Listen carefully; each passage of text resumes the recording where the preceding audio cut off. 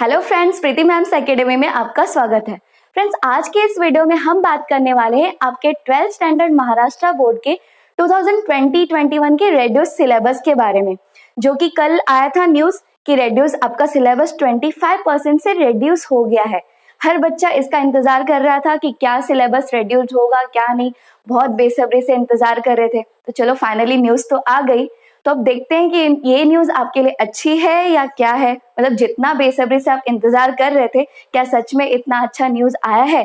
जो भी रिडक्शंस हुए हैं, क्या सच में वो आपके लिए बेनिफिशियल है, आपको पढ़ना नहीं पड़ेगा या कुछ, वो सब मैं आपको बताने वाली हूँ इस वीडियो में। तो सबसे पहले तो ये जो लिस्ट उन्होंने दिया है वेबसाइट पे, ये पूरा 380 पेजेस का लिस्ट है, जिसमें कि बच्चों को वो ढूंढने में अपना, पहले तो उनका जो कोर्स है, इसमें सारे कोर्सेज का एक साथ लिस्ट में दे दिया गया है, science, commerce and all, arts सबका दे दिया गया है। तो बच्चों को उसमें उनके कोर्स से रिलेटेड जो लिस्ट है वो ढूंढने में भी परेशानी आ रही है, और प्लस वो लिस्ट उनको समझने में भी परेशानी आ रही है कि एक्चुअली में क्या रेड्यूस हुआ है, क्योंकि उन्होंने लिखा ही ऐसा है कि समझ में जल्दी नहीं आ रहा है। तो इसके लिए इस टॉपिक पे मैंने अलग से वीडियो बनाया है। इस वीडियो में मैं आपको ये बताऊंगी कि कौन से चैप्टर में क्या क्या रेड्यूस हुआ है, कितना रेड्यूस हुआ है। उसके अलावा मैं आपको पेपर पैटर्न भी एक्सप्लेन करूंगी कि इस ईयर 2020-21 में आपके 12th स्टैंडर्ड का जो बोर्ड का पेपर होगा, बुक कीपिंग एंड अकाउंटेंसी का, वो क्या होगा, कैसा होगा, और उसमें कौन से चैप्टर्स जो है वो ऑप्शन में आएंगे, और उसे आप ऑप्शन में रख सकते हैं या नहीं रख सकते, और अगर आप ऑप्शन में रखते हैं तो क्या करना होगा। तो चलिए, सबसे पहले आप टेक्स्ट बुक हाथ में ले लीजिए, ताकि जब मैं आपको बताऊंगी जो भी क्या क्या रिडक्शंस हुआ है वो आप टिक करके ले सके। और वीडियो बहुत इंपॉर्टेंट है, इसलिए पूरा देखिएगा, आपको बहुत अच्छे से समझ में आ जाएगा कि क्या क्या चैप्टर्स या फिर क्या क्या पॉइंट्स रिड्यूस हुए हैं। इसके बाद आपको कोई डाउट नहीं रहेगा, ये मैं दावा करती हूँ। तो फ्रेंड्स, सबसे पहले हम टिक करेंगे आपके टेक्स्ट बुक में चैप्टर वाइज क्या क्या रिडक्शंस हुए हैं, ये चीजें हम पहले टिक करेंगे। तो मैं आपको बता दूं, आपको टोटल कितने चैप्टर्स हैं अकाउंट्स में? 10 चैप्टर्स है। तो इन 10 चैप्टर्स में सबसे पहले तो हर चैप्टर के लास्ट में एक एक्टिविटी बॉक्स दिया होता है। पता भी है? कभी देखा है? नहीं, अभी देखो, एक्टिविटी बॉक्स हर चैप्टर के एंड में एक्टिविटी बॉक्स एक होगा, वो रेड्यूस किया गया है। ये तो हम ऐसे भी नहीं पढ़ते, तो क्या फायदा हो गया, रेड्यूस कर दिया तो कोई गुड न्यूज नहीं है ना? उदास हो गए। चलो कोई बात नहीं, आगे है गुड न्यूज, देखते हैं। तो पहले तो हर चैप्टर के बाद आपको एक्टिविटी बॉक्स जो दिया गया है, जैसे कि पेज नंबर 62 पे आप देख लेना, पहले तो दिया है फर्स्ट चैप्टर का। इसी तरह हर चैप्टर में लास्ट में एक एक्टिविटी बॉक्स दिया है, उसे आप कैंसिल कर दीजिए, वो आपको इस बार नहीं आएगा, उससे रिलेटेड कोई क्वेश्चंस नहीं पूछे जाएंगे, और वैसे भी वो नहीं आता था एग्जाम में। उसके बाद नेक्स्ट आपको आगे बड़ा इंफॉर्मेशन ये दिया है कि जो चैप्टर नंबर 10 है, chapter number 10 that is computer in accounting, इस चैप्टर में पेज नंबर 387 से लेकर के 389 तक पूरा ओमिट कर दिया गया है, वो पूरा रिड्यूस कर दिया गया है। वैसे भी ये जो चैप्टर है ये थियरी चैप्टर्स होता था, इस पे थियरी क्वेश्चंस आते थे, थियरेटिकल क्वेश्चंस आते थे, तो ये बहुत से बच्चे तो अटेम्प्ट नहीं करते थे, तो ज्यादा कुछ रिड्यूस नहीं हुआ ऐसे तो यहाँ तक अगर हम देखेंगे तो। खैर, आगे है गुड न्यूज। तो यहाँ तक तो कुछ इतना रिड्यूस नहीं हुआ है। इस चैप्टर में कंप्यूटर इन अकाउंटिंग आप टिक करके ले लेना, पेज नंबर 387 से लेके 389 तक आपको एग्जाम में नहीं आएगा। लेकिन एक चीज नोटिस करने वाली बात है, इस चैप्टर में भी या बाकी के हर चैप्टर में कहीं भी आपको ऑब्जेक्टिव्स रेड्यूस नहीं किया गया है। ये जो चैप्टर नंबर 10 है कंप्यूटर इन अकाउंटिंग, इसमें भी ऑब्जेक्टिव्स रेड्यूस नहीं किया गया है, मतलब ऑब्जेक्टिव्स इससे आएगा, इस चैप्टर से भी और बाकी के सारे चैप्टर से भी ऑब्जेक्टिव्स आपको आएंगे। अब हम बात करते हैं आगे। तो आगे यहाँ पे आप ध्यान से देखिए, यहाँ चैप्टर फॉर सेल्फ स्टडी, ये वो चैप्टर्स है जो कि महाराष्ट्र बोर्ड ने ये डिक्लेयर कर दिया है कि ये चैप्टर्स आपको कॉलेज में नहीं पढ़ाए जाएंगे, ये चैप्टर्स आपको कॉलेज में नहीं पढ़ाए जाएंगे, क्योंकि कोविड के वजह से इतना जो ऑनलाइन लेक्चर्स हो रहे हैं वो भी ठीक से हो नहीं पा रहे हैं, तो टीचर्स को इतना टाइम नहीं है कि पूरा चैप्टर कवर कर दे। इसीलिए इसमें से ऐसे 4 चैप्टर्स इन्होंने सेल्फ स्टडी के लिए रख दिया है, ताकि वो बच्चे खुद से पढ़े अगर वो एग्जाम में ये क्वेश्चंस अटेम्प्ट करना चाहते हैं तो वो कौन से चैप्टर है? पहले तो chapter number 4 that is retirement of partner. उसके बाद chapter number 7 bills of exchange, उसके बाद chapter number 9 analysis of financial statement, और उसके बाद चैप्टर नंबर 10 जो कि मैंने अभी बताया कंप्यूटर इन अकाउंटिंग। ये चारों चैप्टर आपको कहा गया है सेल्फ स्टडी, कॉलेज में नहीं पढ़ाया जाएगा। तो ये तो मैंने आपको टिक करा दिया कि क्या क्या चीजें रिड्यूस की गई है चैप्टर वाइज। अब हम देख लेते हैं कि पेपर पैटर्न में क्या चेंजेस आया है आपके। तो चलिए हम पेपर पैटर्न देख लेते हैं। तो फ्रेंड्स यहाँ अगर आप देखेंगे पेपर पैटर्न जो कि आपका 2020-21 का होगा, उसमें आपका पहला क्वेश्चन एज इट इज रखा गया है, उसमें कोई चेंजेस नहीं है। यानी कि आपको कहा गया था ऑब्जेक्टिव्स टोटल कितने 10 टाइप्स के ऑब्जेक्टिव्स में से, ये 10 टाइप के ऑब्जेक्टिव्स में से कोई भी 4 टाइप का ऑब्जेक्टिव्स आएगा। अब वो कौन सा आएगा ये नहीं बताया गया है। तो ये 10 टाइप के ऑब्जेक्टिव्स क्या है, देखिए पहला तो है सेलेक्ट द करेक्ट ऑप्शन, यानी कि आपको कुछ फिलअप्स टाइप या कुछ ऐसा दिया रहेगा क्वेश्चन और उसके नीचे ऑप्शन दिया होगा 4 या 3 ऑप्शन, उसमें से आपको करेक्ट ऑप्शन चुनकर लिखना होगा। दूसरा क्या है गिव वन वर्ड और फ्रेज, तो वन वर्ड आंसर जो कि आपको स्टेटमेंट दिया होगा, कुछ क्वेश्चन दिया होगा और उसका आपको आंसर वन वर्ड में देना होगा। ये पहले भी आता था एग्जाम में, लास्ट ईयर तक भी आता था। आगे क्या है ट्रू फॉल्स विथ रीजन, यानी कि ट्रू या फॉल्स बताना है और उसके साथ में आपको रीजन भी लिखना है। उसके बाद है फाइंड द ऑड वन, तो ये फाइंड द ऑड वन यानी कि मान लीजिए आपको 4 कुछ ऑप्शन दिया रहेगा, कुछ नाम दिया होगा और उसमें से आपको ये बताना होगा कि कौन सा अलग है। ठीक है, जो 4 होंगे उसमें से मान लीजिए 3 जो है एक कैटेगरी का होगा और चौथा जो है अलग होगा, तो आपको बताना है कि कौन सा ऑड है, कौन सा उसके कैटेगरी में फॉल नहीं होता है। उसके बाद नेक्स्ट है कंप्लीट द सेंटेंसेस, आपको कुछ आधा अधूरा सेंटेंस दिया होगा और आपको वो सेंटेंस कंप्लीट करना होगा। जैसे कि फॉर एग्जांपल आपको लिखा रहेगा bills of exchange is a dash, तो आगे आप क्या लिखेंगे निगोशिएबल इंस्ट्रूमेंट, इस तरह से मतलब इनकम्प्लीट सेंटेंस होगा, उसको आपको कंप्लीट करना होगा। फिर उसके अलावा आंसर इन वन सेंटेंस, यानी कि आपको क्वेश्चन पूछेगा उसका आंसर आपको वन सेंटेंस में देना होगा।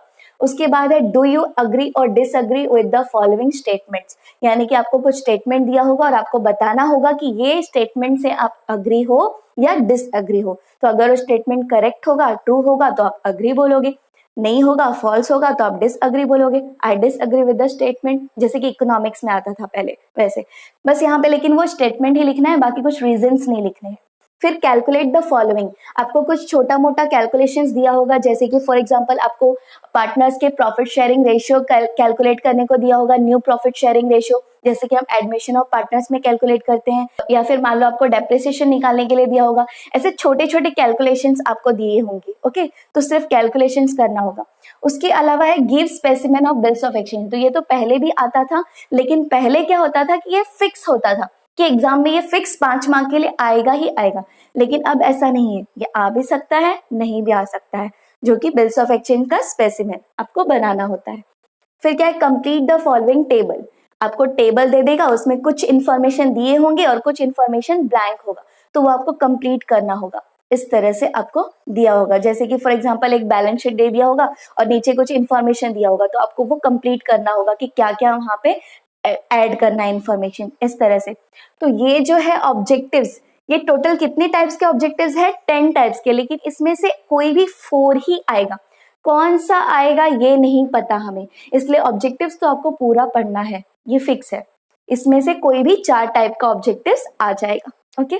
तो अब इसके बाद हम देखते हैं क्वेश्चन नंबर 2।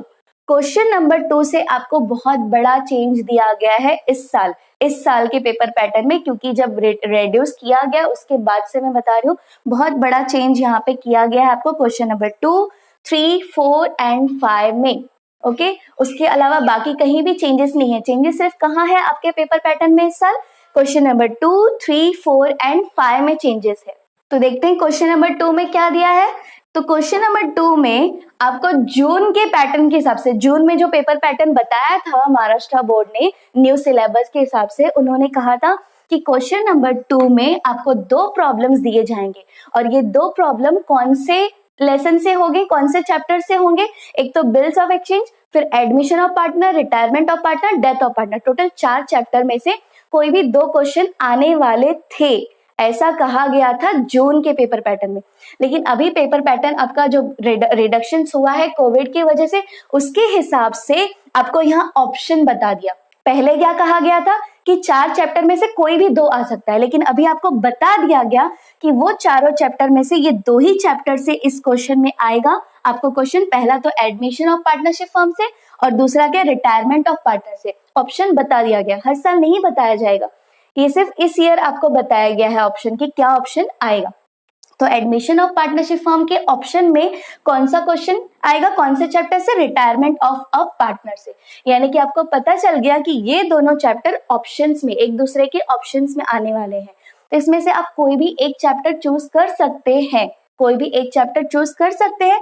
जैसे कि मान लीजिए आप admission of a partnership firm अगर चूज करते हैं कि हाँ ये मुझे अच्छे से पढ़ना है, इससे रिलेटेड जो मुझे प्रॉब्लम सॉल्व करना है एग्जाम में और इसे मुझे ऑप्शन में रखना है, तो आप ये पढ़ सकते हैं, ठीक है। लेकिन अगर आप रिटायरमेंट ऑफ अ पार्टनर चुनते हैं कि हाँ मैं ये वाला ऑप्शन ये चूज करूंगा, ये वाला क्वेश्चन, इससे रिलेटेड क्वेश्चन मुझे सॉल्व करना है और ये मुझे ऑप्शन में रखना है, तो एक प्रॉब्लम है क्योंकि ये वाला चैप्टर आपको कॉलेज में नहीं सिखाया जाएगा। ये आपको देखिए यहाँ पे मैंने बताया था chapter number 4 retirement of partner self study में डाल दिया गया है। मतलब अगर आप ये वाला चैप्टर अटेम्प्ट करना चाहते हैं एग्जाम में तो आपको ये सेल्फ स्टडी यानी कि खुद से पढ़ना पड़ेगा। मैं पूरा सिखाने वाली हूँ, टेंशन मत लीजिए, लेकिन ये कॉलेज में नहीं सिखाया जाएगा आपको। यहाँ जो भी मैंने रेड में लिखा है ना, रेड में, वो सब आपको कॉलेज में नहीं सिखाया जाएगा, ये सब सेल्फ स्टडी वाले चैप्टर्स हैं।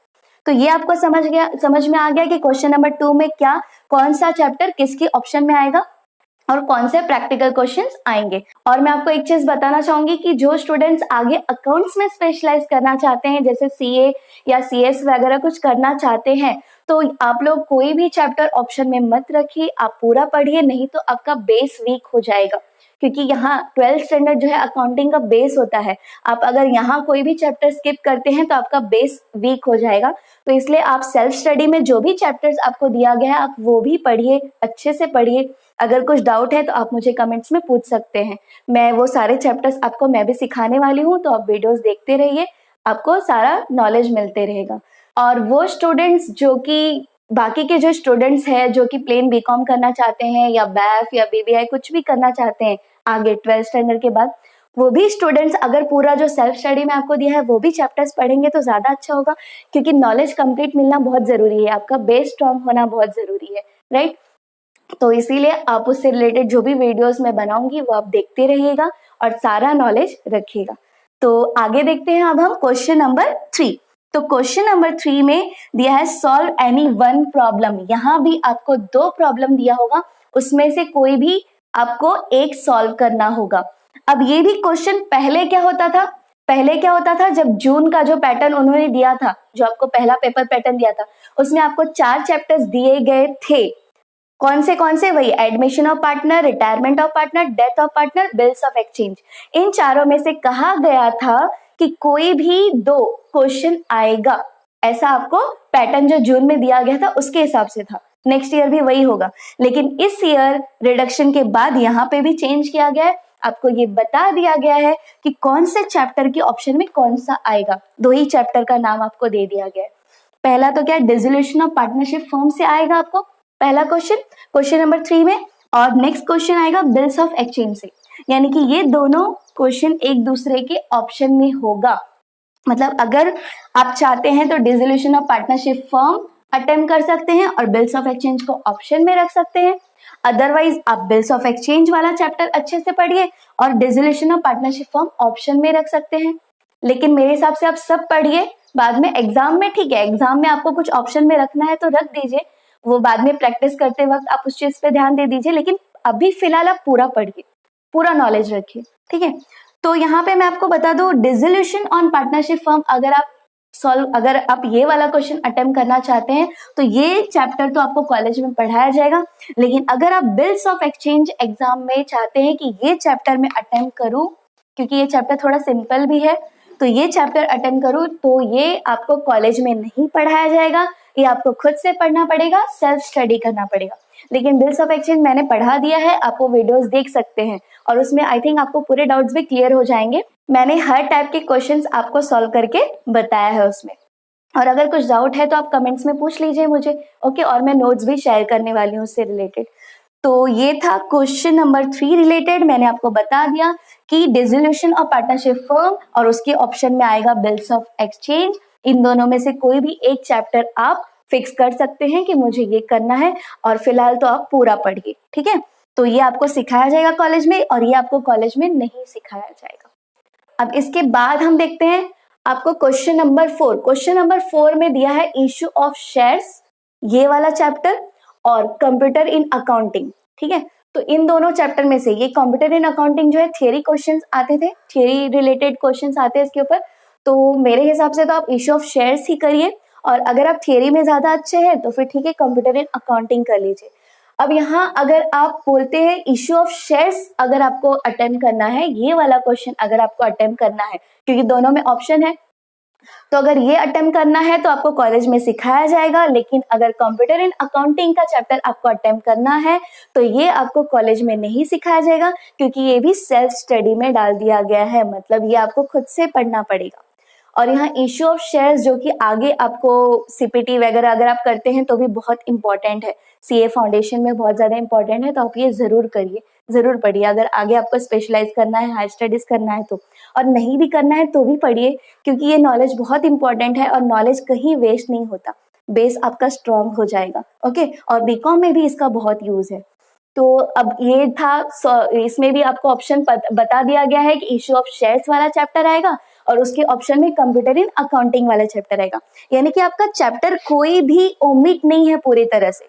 हाँ, सेल्फ स्टडी में दिया गया, मतलब कॉलेज में नहीं पढ़ाया जाएगा, लेकिन आपको ओमिट नहीं किया गया है, वो कहीं ना कहीं वो ऑप्शन में आएगा, आपको ऑप्शन बता दिया गया है। आपका ये भला किया है इन्होंने कि आपको ये बता दिया है कि ऑप्शन में क्या आएगा। नॉर्मली जो जून में पेपर पैटर्न आया था उसमें आपको ऑप्शन बताया नहीं गया था, आपको सिर्फ कहा गया था सॉल्व एनी वन, और आपको ऑप्शन में क्वेश्चंस दिए, ऑप्शन में आपको 2 क्वेश्चंस दिए होते थे, लेकिन वो कौन से चैप्टर से आएगा ये नहीं बताया था। एनी 4 चैप्टर में से कोई भी 2 क्वेश्चन आ सकते हैं, ऐसा बताया गया था।